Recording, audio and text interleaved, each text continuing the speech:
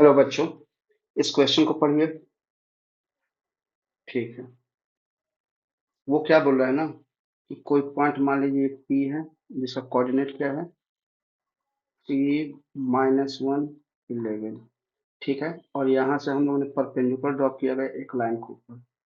और ये लाइन क्या है x - 0/2 इक्वल्स y - 2/3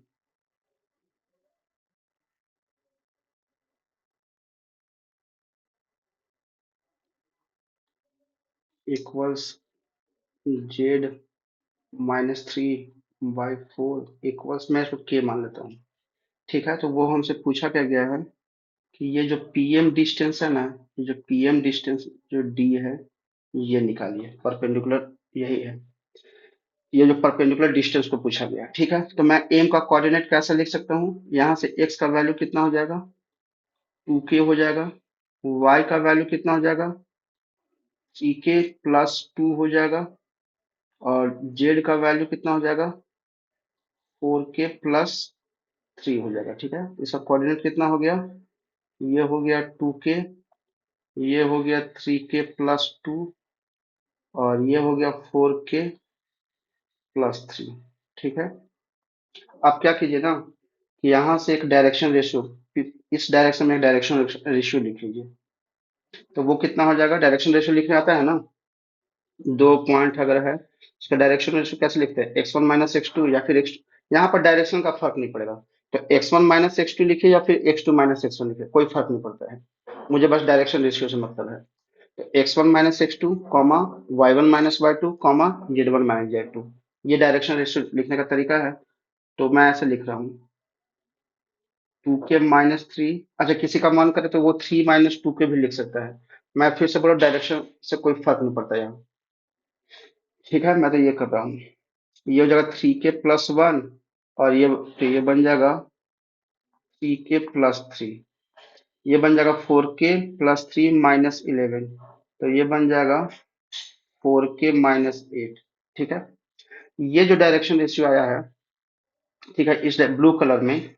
और ये देखिए इस लाइन का जो पैरेलल वेक्टर है उसका डायरेक्शन रेशियो कितना होगा, वो ये वाला होता है 2 3 4। तो ये हो जाएगा 2 3 4। ठीक है। ये देखिए, तो ये ब्लू वाला जो डायरेक्शन रेशियो है और ये ब्लैक वाला जो डायरेक्शन रेशियो है, क्या इन दोनों के बीच का एंगल 90 डिग्री नहीं है?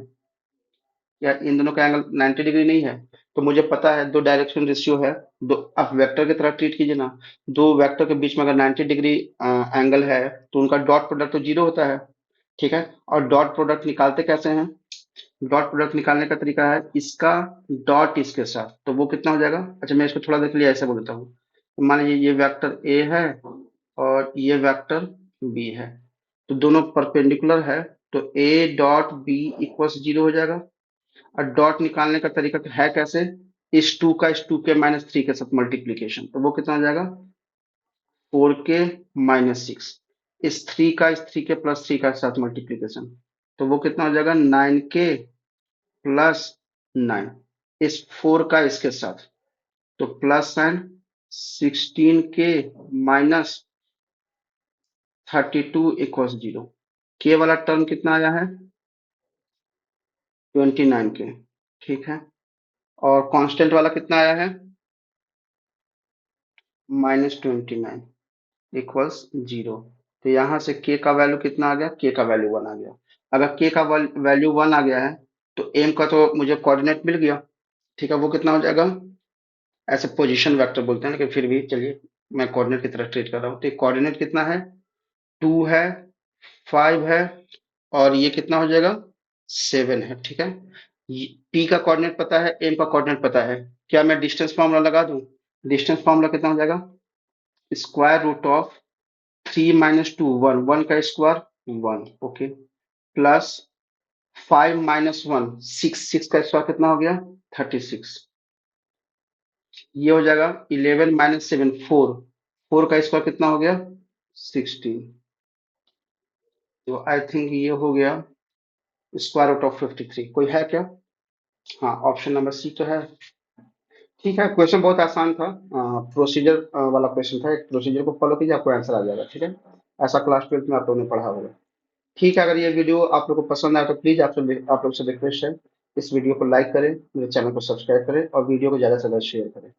इतना रिक्वेस्ट है तो इतना तो कर ही सकते हैं। ठीक है। क्या इस क्वेश्चन से रिलेटेड आपके पास कोई डाउट है, या फिर मैथ्स में कहीं भी आपके पास डाउट है? अगर डाउट है तो अपना डाउट आप कमेंट सेक्शन में लिखिए, मैं ट्राई करूंगा आपका डाउट को क्लियर करने का। ठीक है, फिर नेक्स्ट क्वेश्चन में मिलते हैं।